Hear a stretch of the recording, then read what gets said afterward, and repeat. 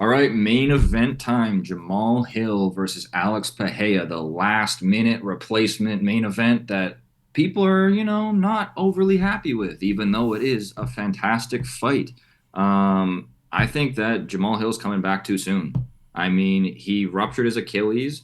It was less than 9 months ago at the recording of this. I think it's still less than 9 months at fight time too. And this is an injury that routinely takes a year plus to recover from.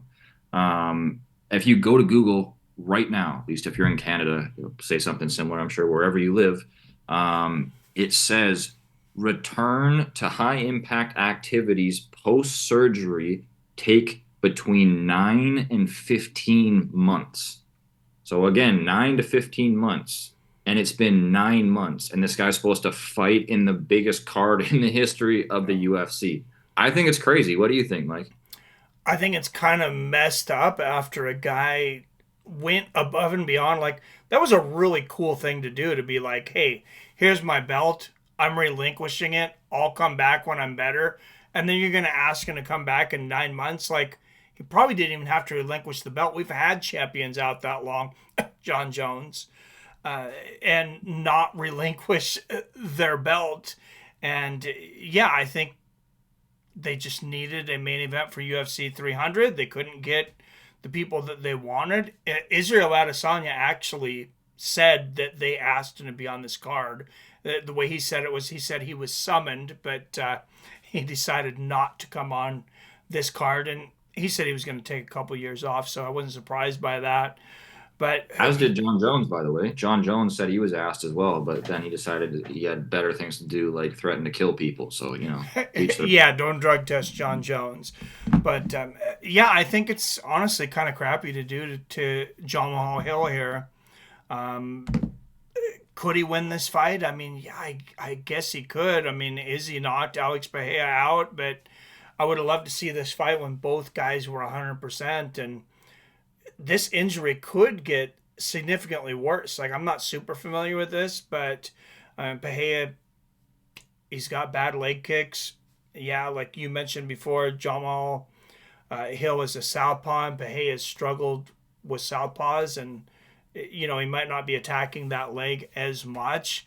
But yeah, it just seems like a bit of a disaster. I think Alex probably takes him out. I would say inside of 3 rounds. I'd say Alex Pereira by knockout, third Yeah. round. And as you hinted at before we started recording here, um, Pereira does not do well against Southpaws, at least not that we've seen in the UFC. The only one that I remember seeing was against Bruno Silva. We all know Bruno Silva, definitely not top tier in the UFC, and that was a oddly competitive fight.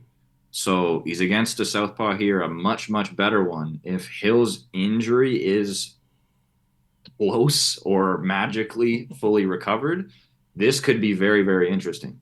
I definitely favor Pereira. I am taking into account the injury. I think it does matter.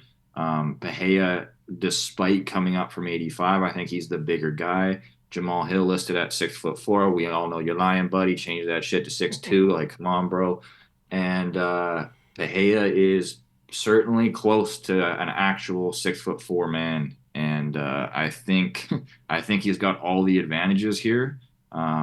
Again, struggles with southpaws. I think he can overcome that when it's a partially crippled one. So Yeah, honestly, I think I'll probably put whatever that is to win 200. I'll probably put $248 on Bahia, and I feel pretty good about that. So let me know what you guys think down there in the comments. Do you agree or disagree with us? Robert, we already know you think John Mahal Hill is going to go in there and dominate Alex Pereira, even though he's got half a leg. But let us know if you guys are putting any bets on this or what you think's going to happen. And we'll see you in the next video.